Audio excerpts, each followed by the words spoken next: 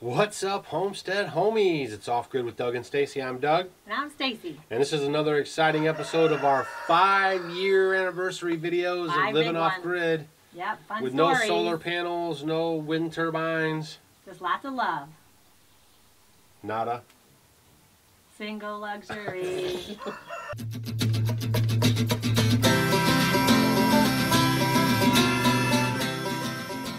So yeah, we're just dropping off another video today. We're going to kind of talk about the animals stories, and then we're going to talk about some Amish stories. And Yeah, then, like good each Amish one, we're stories. going to have like you know, more stuff to add. But so what you got? What do I have?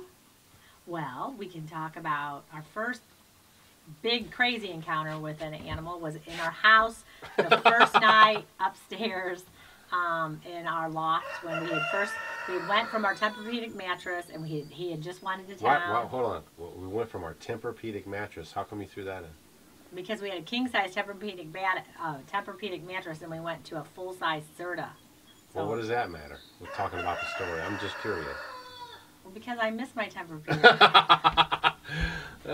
We went from the Tempur-Pedic to a spring-loaded deal. I mean, it's all right, but we definitely got much better sleep on the other one. I know I want to get it organic. So I wake up in the middle of the night and it's like some breeze-like thing. I'm like, what the heck? And then he jumps up And then like I'm that like- and woke me up. Does it again. I'm like, what? I grab the light, shine it. There's a bat flying around in our loft doing dive bombs on us. We now have lights to turn on, you know, and then this bat has just got his little radar and he's going Yeah. all over the place. So he runs downstairs, you know, try to get something, and got it's flying something. around with me, and then it flies down by him, and you could hardly see. I don't think the batteries were working in the headlamp, and he was trying to swat it, and It was crazy. then it just disappeared. Yeah. And so he says, "Oh, it's gone. I got it." And I'm thinking, I don't know. So every night you go to bed, you're thinking this bat's going to come out. It got out or whatever, but it did happen 2 times. A bat was in our house. Yeah, it came back like a month later, Or but then whatever. we haven't had it since then. Yeah, we have never seen it again. No more bats. Bats are good for the homestead, but not in your house. No, not at Yeah. all. Yeah. That was crazy. So what about the ram? The time I went into town. Every time I go into town, for Something whatever, always happens. something always happens. She's always calling me up. Like when oh he has my to be gosh. gone, like you had to go in, you had a sick relative, right? Yeah. Yeah, so he calls me and tells me I have to fix the fence because the first thing that happened is sheep got out. Right. So he's like, we got to fix it. So he told me all the things How to do it, the and pliers so to get. I was over there, and of course the sheep are curious and they want to come over. And this was our first ram, Rambo 1. And he's much littler than the one we have now. The one we have now is a boss. Oh, he's huge. So I was over there, and then the girls are minding their business, and I'm doing it, and he's getting closer and closer and closer to me. So I'm trying to turn so my back isn't turned to him, and he's like right on me, like pushing his head against me. I'm like, this is not good. So I went ahead and, you know, finished what I was doing, and then I'm trying to walk with my face toward him, you know, kind of pushing him away, and, you know, he kept coming at me. I'm doing the karate kick, you know, I think I'm strong, and I'm like, I'm going to get him, and I karate kick him, and I mean, I was nothing. He came at me, knocked me down, gave me a big, huge bruise in my leg, came at me coming down. Luckily, I'm quick. I got up quick and jumped over the fence, but that was scary. So I was really shook up after that. I call him up crying. And So what's the moral of that story? I don't know. My back wasn't turned to him. I'm not going to even get around that ram, any ram. Yeah, you got to watch them. Don't Yeah. turn your back on the rams, and don't trust them. You know, you think you're friendly with them, and they're Yeah, all because good, I mean, they're wonderful. Our ram comes up, wants you to pet him. I mean, you can't be friends with a ram. No, don't be trust 'em. friends. Do not ever trust a ram. Don't trust them. Their No. job is to protect the girls, and Right. that's what they're going to do. No And matter so- what, because they're so lovey. I mean, I love them. No way. So that was on the same time that I was gone. What else happened? So then I had left, and this was before he had finished our barn, Yeah, where the horses are. If you see in some of our videos, I have wood there now, some rough cut lumber that I put in there to secure it real nice, their whole bin area, and made them stalls and everything. But at that time, we just had some cattle panels going across there, and Smokey likes to smash them down and push them, so don't think you're going to keep horses back with cattle panels. No, so what he had done when I was gone, I had gone for a few hours, I come back, and he had knocked it down with his hooves, and then came over to the other side where there's, of course, Well, not just him. and the 2 Belgians. Big okay? horses. Yes, Ruth and Naomi, they came over. So we had alfalfa, we had hay, we had straw, we had bags and bags of all types of feed for the Oats and chickens, this oats, and yes, that. for cat food. I mean, you name it. We had everything. They came through. So not knowing what happened, I go ahead and I come home and I'm going to, check what's going on. So I open the side door. This is like a regular door you'd have in your house. Right. I open the door and all I see coming at me are two huge Belgians and this horse wanting to come out the door because they couldn't They did. They did. I got out of the way and they ran and they were bucking and going crazy. And then I look in the room. And the front gates are wide open. They could just go bam right out and it would have been game over. Yeah, so they come at me and and I look and they had broken bottles. They had eaten everything. There was Knocked food, the trash everything. cans over. I mean, it was a mess. I mean, I was like, oh, I can't even believe this after the ram thing and then this happened. So I was worried because they ate all that food. They could get foundered, you know. And so we, I watched them. They were bucking. They were rolling. They were able to get up. I just let them go crazy in the yard. I had to stay away from them. The dogs almost got knocked over. I mean, it was bad news. But they ended up turning out being okay. So I can't believe that. So that was something crazy. So make sure your horses are penned up good. And then one time we had a cow that we had it out on pasture and we were going to butcher. We named them all Clarabelle. Yeah, all the cows, standard name. So I was like, she was gone and she was coming home that night. She was at work, so she comes back that night. And I was waiting for her to come home, normal time. While I was sitting inside the house and I was in the rocker and I looked out the window over to our neighbor's land and I thought, did they get a cow? And then I looked a little closer and I was like, that's Clarabelle. Oh my gosh, that's my cow. And I got up and ran out over there and I grabbed a lead rope that we used for the horses and I got it around her neck over there at the yard. And the neighbors came out of their house and they said, yeah, my daughter said there's a cow at our front door. So I'm like, oh my gosh. So I'm standing there with the lead rope and everything, and I'm pulling Clarabelle, and she's pulling me back, and we're doing like this tug of war. And then she pulls me around to the other side of their pond, and I mean, it's on and on. And the lady's there, and her kid's there. They're not like offering me any help. So then I'm like, I don't know what to do. I'm just standing there, and I got her with the rope on, and I'm thinking, well, Stacy will be home. Stacy will be home in a little bit, and at least I'll get some help. And then, of course, I wasn't home on time. Running late. So over there with the lead rope, Stacy pulls in. She looks over and sees me standing there with the cow on the neighbor's property. She's like, "What's up?" I'm like, "Go get the pitchfork. Go get the pitchfork." And then so she came over, and then we started pitchforking her and walking her. We got her up, and then back down in here, and then in this area here. But that was she had got out in that area that I told you guys I'm going to work on that water gap. So that's a video coming up later on. But that was pretty funny. And then after that, what we got the bees, like our first summer. We got our first beehive, and then started learning about bees. Every year, And now we've got 4 hives that we maintain. We lost that one. Yeah, we've lost several. Yeah. But we found that it's, once you get the equipment, it's less expensive still to just order bees again versus buying honey, because we use a lot of honey. So even, the expense of, it's like $110 or something to order the bees. It's still less expensive for us than if we were to buy the amount of honey that we consume. So right now we have 4 hives. You guys have seen them in previous videos. They're going pretty good. So that's working out pretty good. Now we got some Amish stories too, huh? We do. There's lots of bugs. There's a grasshopper behind him. I know. The wasp just came in for a landing. Crazy. It's just like it's like 100 degrees outside. They say it's just like we have the humidity and dew point, like the Brazilian rainforest. So just make sure if you're hot out there, make sure you're hydrating. Like we told you guys to drink how many ounces of your body weight? Well, at least half your body weight in ounces of water. Double that was in that video that I did with Tangi. You need to double it. Link that. Yeah, you need to double it because when it's hot, that was on dirt patches. You're really sweating, and you want to drink as much water as you can. We just posted that tea video the other day. Drink some cool tea. That's fine, but your main source of hydration needs to be that water, man. You guys need. Doug and I, we drink so much. Like gallons. You drink for sure now in this heat. We're 2 gallons. Doing a lot. Yeah, for sure. Because I'm doing over a gallon a day. Easy. So like we said in the last video, when we first got down here, the Amish had a hard time with us because they could not figure out why we would leave the comforts and luxuries of the English and then live like this with no electricity, basically like they do. So the first thing that happened was like this rumor mill, right?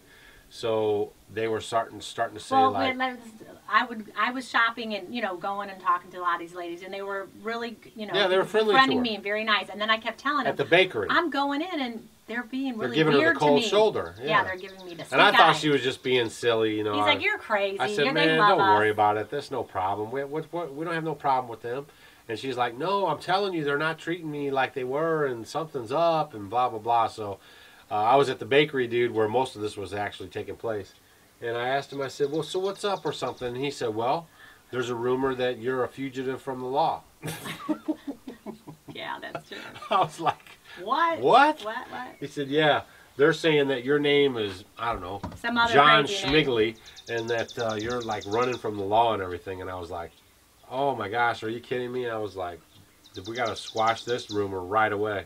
So I came back home. I got my passport. I got my driver's license. I got my concealed carry thing. I got our deed to our property. I took all my documentation back over to Wagler's house, dropped it off on his table, and I said, dude, I am who I say I am. I'm Doug. There's all my identification. And so then after that, everything has been Yeah, that was sailing. fine after that. But yeah, that was so funny because I was like, what? It just seemed like a joke. It was so funny. crazy. Yeah.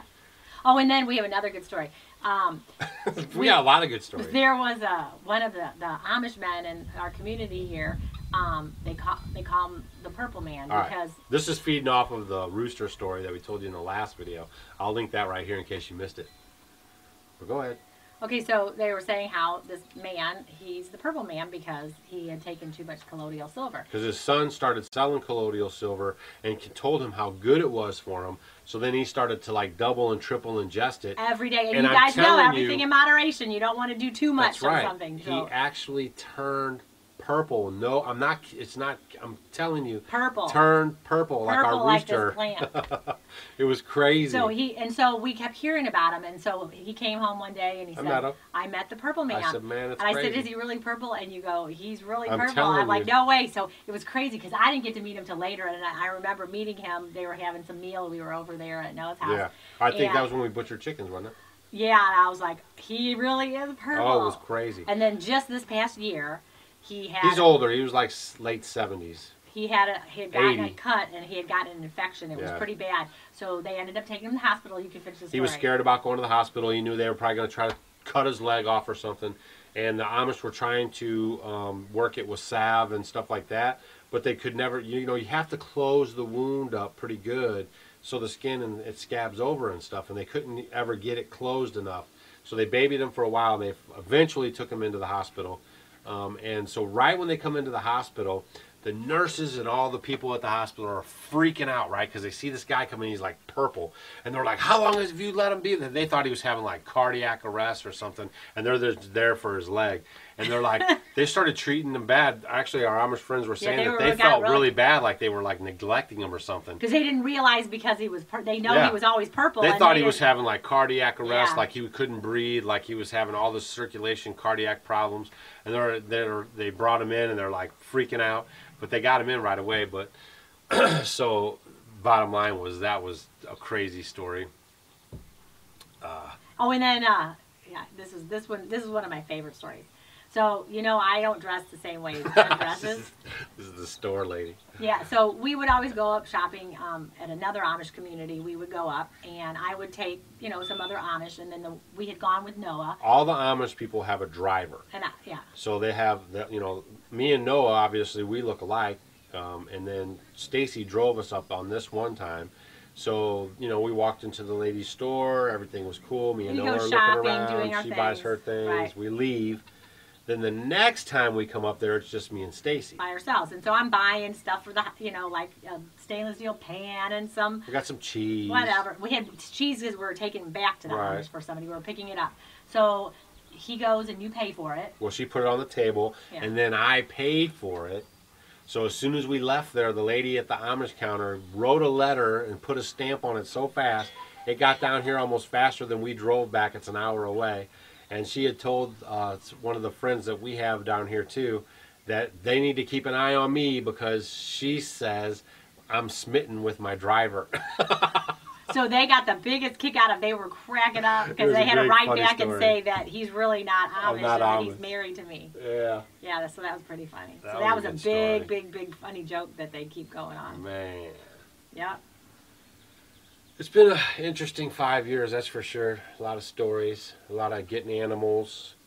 Yeah, trying. Oh, and then the other gardening. thing, we talk about animals. I'm going to talk about this. We always talk about we like to have shalom at our home. And we do. And, you know, it really did help us. You know, you start with the animals, you find kind of, you know, how it works. Because we had dogs when we first came here, and then you're worried about your chickens or your, you know, birds or whatever you have, how they're going to interact. So we were really careful about getting our animals all little, you know, when they're little. Except the unless dogs. the horses. And the Yeah, horses. and, you know, putting them in like a dog crate or Actually, a cage. when we came up here, we had our Airedale Terrier, Anush. So she was a little bit older. How old was she, like? She was 12. 12. And then we had Scout that you see in our videos now. lab. And she was a little younger. We got her as a puppy. But when Anush got up here and we had those 2 horses and the donkey, they were having this issue, like, Anush wanted to be left alone, but the horses would always come around her. And one time they had her pinned over by the chicken coop, and she was going at it toe to toe. Those Airedale Terriers are excellent homestead Yeah, the dogs. horse got her down and was going at her. Yeah, trying to I hoof couldn't her. believe and it. We watched it from he the was door. putting her face down on her, and she was biting him, bit him in She the face. bit a hole through his lip. Yeah. Yeah, she did. was fighting him, man. Yeah, that was crazy. Yeah, that was So- crazy. But So we did try to get, like, our chickens and, you know, everything small babies, so that way everyone gets used to each other right and they off all the hang bat. out. The cats, everyone gets along. I mean, they can lay around. The chickens are walking over the cats' faces, over the dogs' faces. I mean, Right. everyone gets along really good. And then we're always here to watch, and you can kind of monitor and all Yeah. that. And we've been very lucky how we've dealt with things, and the animals worked get well. along really well. I mean, we don't, like, we heard somebody left a comment about their guineas, that they were like a big bunch of problems, and, you know, they don't come back. Our guineas go in and out with the chickens, Well, because you know that's what? the way we trained them. There's good books about training your guineas. I would highly recommend if you do want to keep them and keep them on the homestead. I read that book. It's called Gardening with Guineas. Yeah. I don't know who wrote it though. Yeah. It's a really good book, Gardening with Guineas, and it kind of gives you a little bit more insight on how you can do it. But raising them in the chicken coop is by far the Perfect. best way. They Yeah. come in and go out with the chickens. Yeah. It's not a problem. We've never had a problem with our guineas leaving our area or flying up into the trees or going to the neighbors. I mean, they all pretty much stay right around our homestead area And right our here. first ones we learned, Yeah. we had 3 at the beginning. Yeah, It was they were a hard. little more adventurous. Yeah, but Yeah. we didn't do it that way. We tried to train them in the barn, and that was a little harder. Yeah. But the chicken coop is It works spot great. on, great. Right. Yeah. And so we haven't had those problems.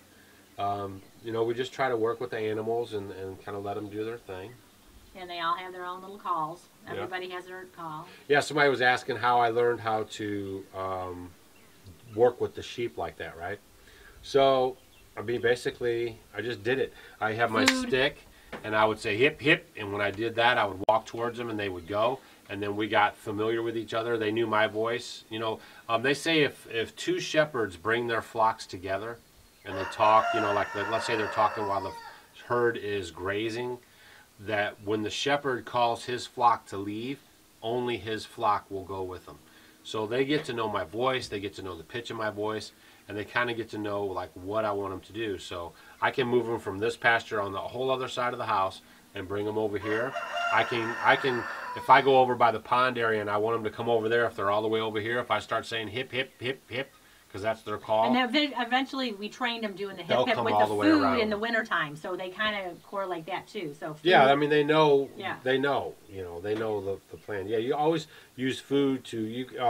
I have a video horses, too where I heard the chickens, cats. the ducks. I heard the cats. A lot of people never heard of herding cats. I'll leave that video right here. It's one of the earlier videos that we did. And you know, I get the cats all following me. I get the sheep all following me.